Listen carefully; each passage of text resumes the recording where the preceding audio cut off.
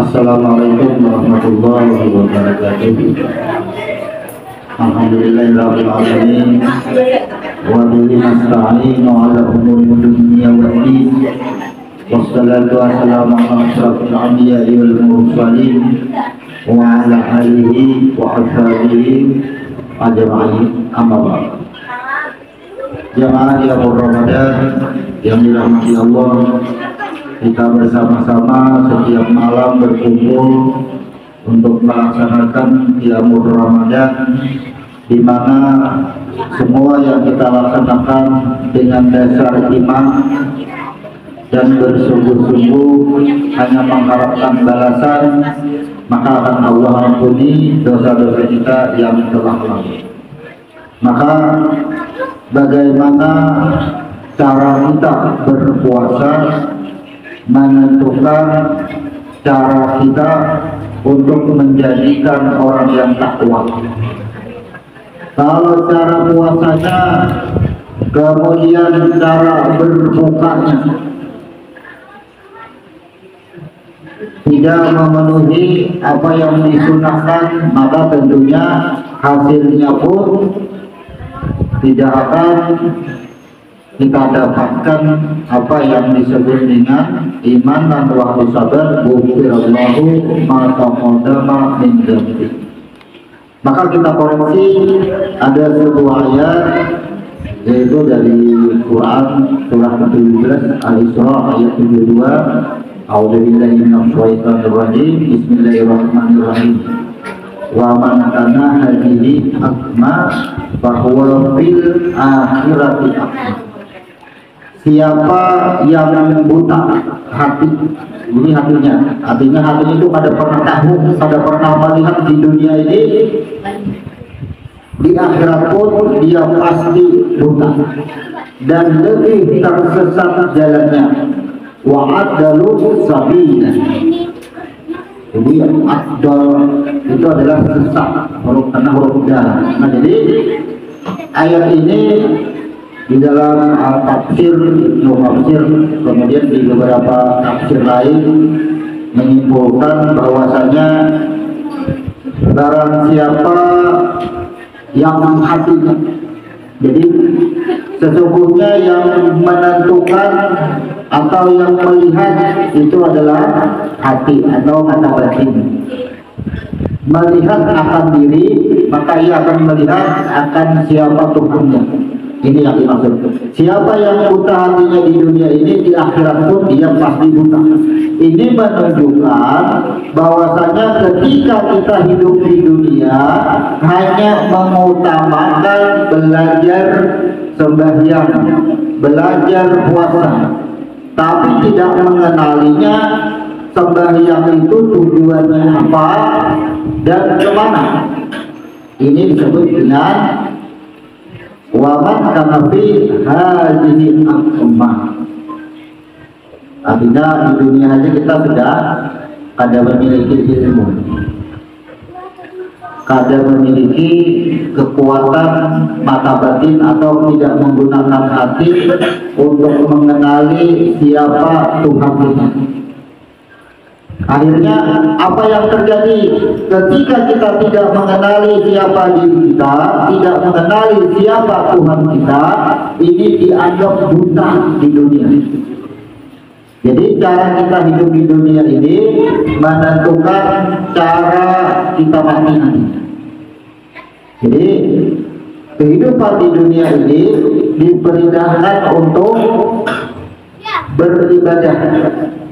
Yang dimaksud dengan ibadah, setiap ibadah diawali dengan huruf ain. Ain itu maknanya ilmu. Jadi sebelum kita mengembalikan atau berserah diri, maka pelajari dulu ilmunya. Ilmu apa? Ilmu diri. Begitu kita belajar ilmu diri, akan melihat siapa Tuhan kita.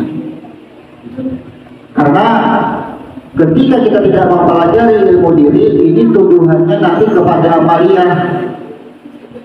Banyak yang kecewa ketika sudah banyak melaksanakan sholat, tapi ia tidak mendapatkan tujuan daripada sholat itu sendiri. Contoh, Ada yang pernah mengadukan ia mengamalkan sholat tahajud, kemudian ia berkata, ternyata sholat tahajud itu tidak membawa manfaat sama sekali. Ujian hidupku tambah besar, hidupku terpuruk. Nih, akhirnya ia menuduh akan sholat itu yang salah.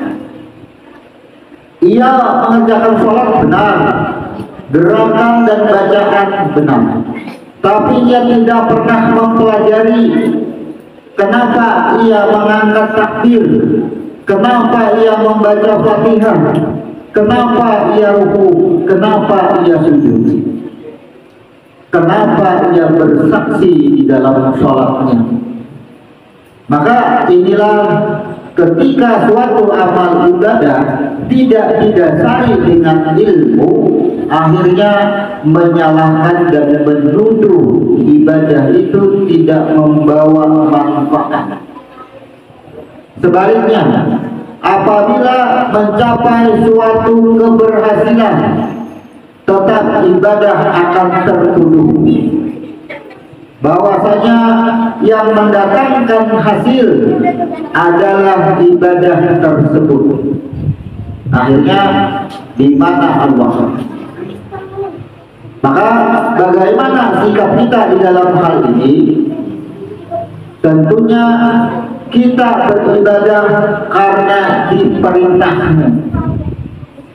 Dari mana?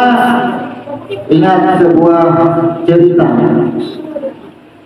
di mana seorang sahabat yang bernama Abdul Aziz, ini sering kita ceritakan. Seorang Abdul Aziz yang kehidupannya sangat mapan di dalam ekonominya. Ia taat mengerjakan amal ibadah, ahli puasa, ahli Quran, ahli tahajud. Kemudian ketika malaikat melewati pintu neraka, ia melihat tertulis nama Abdul Aziz. Maka didatangilah Abdul Aziz dan disampaikanlah berita ini oleh malaikat. Wahai Abdul Aziz, kenapa engkau begitu takwa dengan Tuhanmu?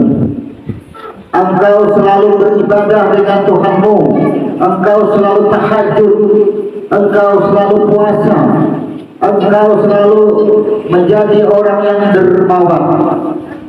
Padahal aku lihat namamu tertulis di pintu neraka. Inilah jawaban Abdul Aziz. Kata Abdul Aziz, sesungguhnya Allah menyampaikan berita kepada semua hambanya. Wa ma khalaqtul jinna wal insa illa liya'budun. Kata Allah, tidak akan aku ciptakan jin dan manusia kecuali hanya untuk beribadah kepadaku. Maka ibadah kita semata-mata adalah karena perintahnya. Kita hidup semata-mata beribadah. Apa yang dimaksud ibadah? Berserah diri. Ketika orang beribadah dengan makna berserah diri, itulah yang disebut dengan Islam. Islam yang sesungguhnya adalah ketika ia beribadah, ia memaknai ibadah itu bahwa sesungguhnya ia berserah diri. Ini disebut dengan Islam. Kemudian hasil daripada ia mengerjakan ibadah, ternyata Allah tentukan ia neraka. Apa jawaban Abdul Aziz? Aku melaksanakan tugasku. Setiap makhluk yang Allah ciptakan diperintahkan untuk berserah diri kembali kepada Allah. Apapun hasilnya, nantinya ditempatkan di mana, itu urusan Allah. Maka tempat nantinya atau hasil setelah kita beribadah itu diserahkan kepada Allah, bukan karena ibadah tadi, tapi Allah lah yang menakdirkan. Jadi perumpamaan ini bahwasanya kalau kita mau ambil mudah, ambil suatu analogi, ambil suatu perumpamaan, Jika kita sedang makan, maka yakinilah bahwa pada saat itu kita ditakdirkan untuk makan. Kemudian setelah makan, kita akan merasa kenyang. Maka jangan kau tuduh yang mengenyangkan itu adalah nasi atau apa yang dimakan tadi. Tapi yakinilah, kembalikanlah, ini yang disebut dengan berserah diri. Yakinilah bahwasanya kenyang itu Allah yang datangkan. Allah mendatangkan rasa kenyang. Inilah dengan kalimat persaksian kita, la ilaha illallah. Jadi barang siapa yang akhir hidupnya la ilaha illallah, surga. Ini dimaknai akhir hidup adalah ia memandang, meyakini bahwa kematiannya bukan karena sakit, bukan karena apapun, tapi kematian adalah karena takdirnya. Ajalnya sudah sampai, waktunya sudah sampai. Ini akhir daripada kehidupan yang disebut dengan la ilaha illallah. Kemudian ketika kita berdagang, ketika kita berusaha, maka kita akan mendapatkan duit dari hasil dagangan. Maka tidak bisa menuduh datangnya rezeki atau datangnya duit tadi bukan karena kita berdagang, tapi kita berdagang adalah karena Allah takdirkan kita berdagang, dan ketika kita dapat duit karena Allah takdirkan kita mendapat duit. Jadi inilah pandangan kita, hati kita tidak buta. Kita tidak pernah menuduh akan apapun di dunia ini selain Allah. Ini yang disebut dengan siapa yang buta hatinya di dunia, di akhirat pun dia pasti buta. Ketika kita di dunia menuduh nasi yang mengenyangkan, menuduh usaha yang mendatangkan duit, sesungguhnya ia sudah kehilangan Allah. Ia tidak mengenal dengan dirinya, maka matinya pun tidak akan melihat dengan Allah, tidak akan bertemu dengan Allah.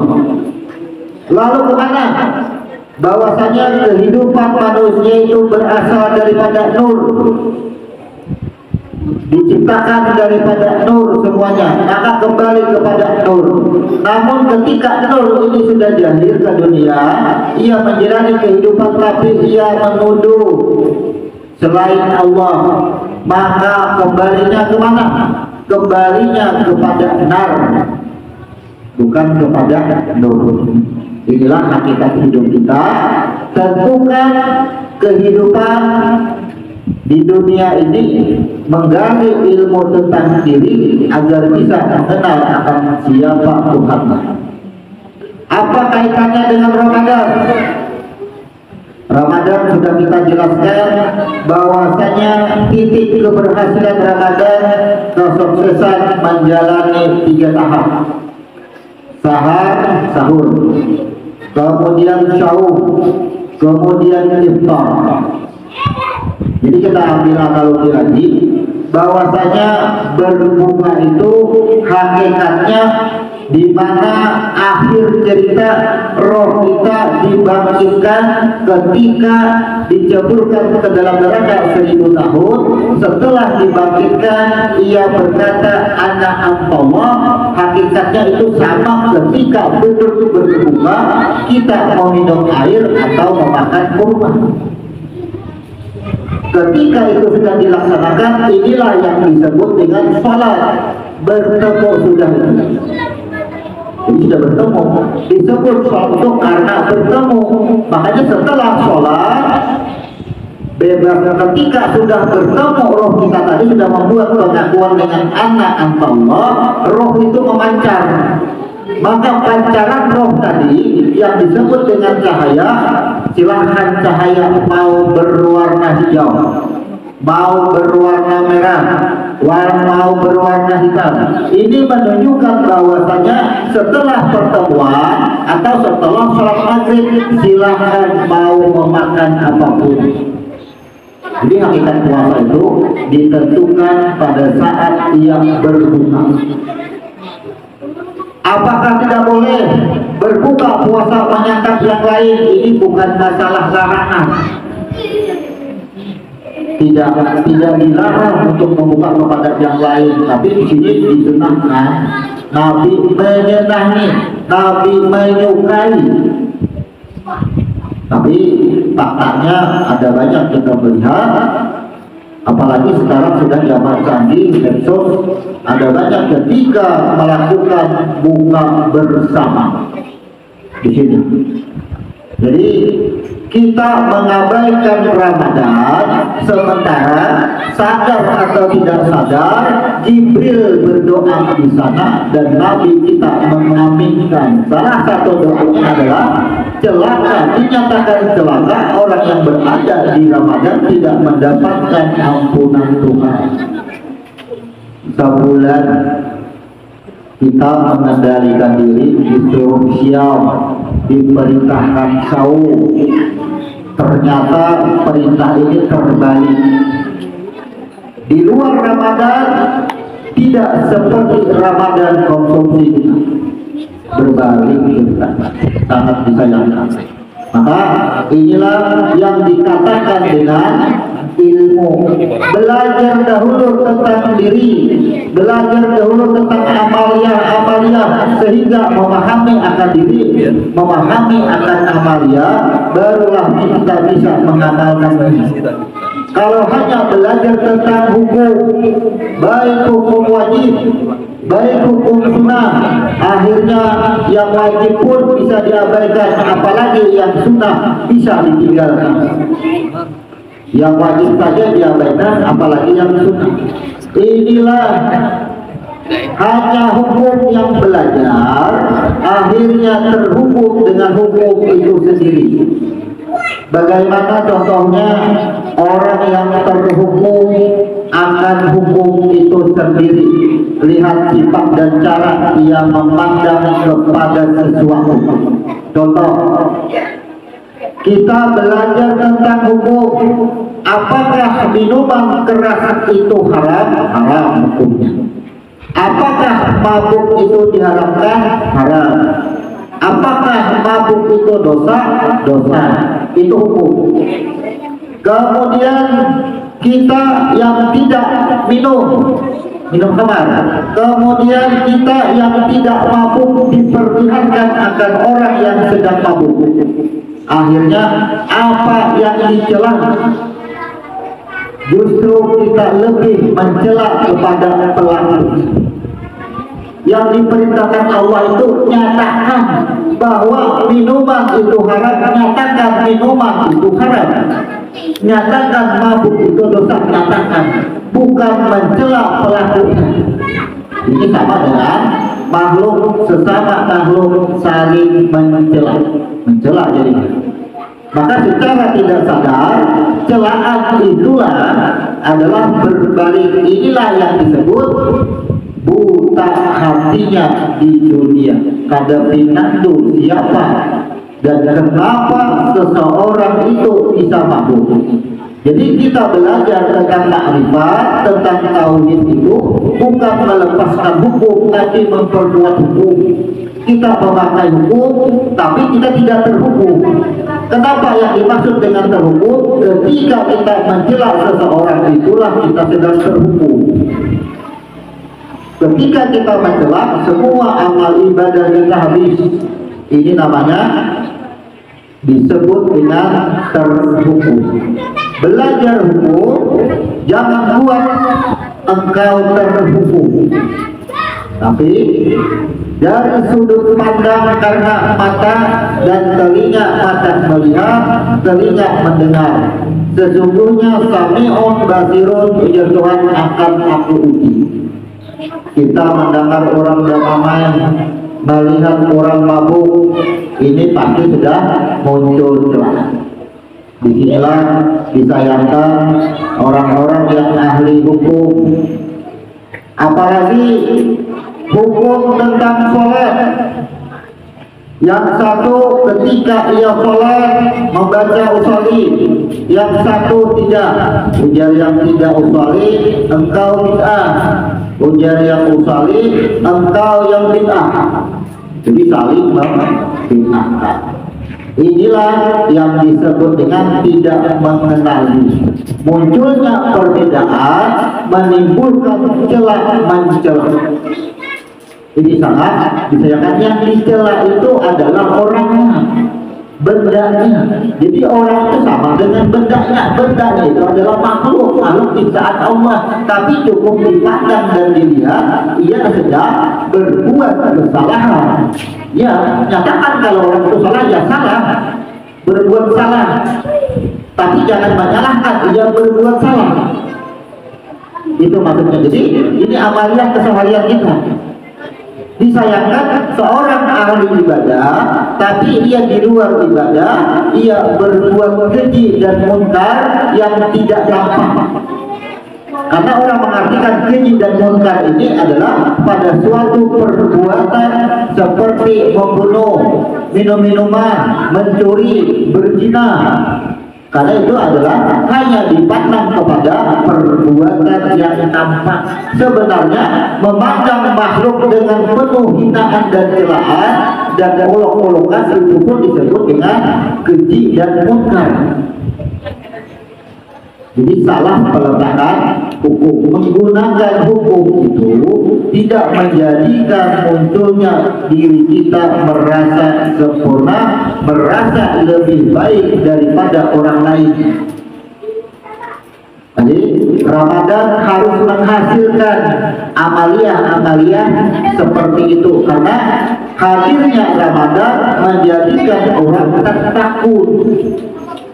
Tujuan Ramadan diadakan itu supaya orang itu bertakwa. Syarat untuk menjadi takwa yang pertama melakukan puasa, kemudian menghidupkan malam Ramadan dengan sholat tarawih, kemudian menghidupkan 10 malam terakhir. Walaupun Lailatul Qadarnya di awal di 21, tapi perintah ini 10 terakhir sampai akhir, bukan sampai di malam 21, tetap dihidupkan karena 3 syarat ini harus terpenuhi. Maqama, maqsama, maqama fi Lailatul Qadri, imanan wa tasabat ghufirallahu ma taqaddama min dhanbi. Jadi berlaku masih. Kalau ini tidak dilaksanakan, maka janji untuk mencapai derajat takwa yang disebut dengan takum tadi tidak akan kita dapatkan. Orang yang sudah mencapai derajat takum dengan sempurna, barulah dia sebagai muttaqin. Jadi hakikatnya yang malam Lailatul Qadarnya mulai malam 21 dia sudah menerima amplop, semua amplop diterima akan dibuka di malam di hari Idul Fitri, karena Idul itu artinya penampakan balasan. Itu nanti akan kelihatan ketika sudah dibuka, kita akan menjalani proses selanjutnya. Jadi hakikat daripada kita berpuasa ini adalah penentuannya, sekali lagi hati-hati ketika berbuka. Berbuka itu cuma 10 menit kita menahan diri kadalawas. 10 menit, detik-detik seakan-akan roh kita dibangkit, kemudian ia diberikan ampunan, barulah memanjang yang disebut dengan penjairan dan pembebasan. Inilah yang disebut dengan ikut minan nar, pembebasan daripada api neraka. Mudah-mudahan di sisa waktu yang ada ini kita bisa benar-benar siap, kita bisa benar-benar sahur dengan arti mengendalikan diri yang sebenar-benarnya diri. Demikian kita tutup. Subhanallah wa bihamdihi, asyhadu an la ilaha illa anta, astaghfiruka wa atubu ilaik. Assalamualaikum warahmatullahi wabarakatuh.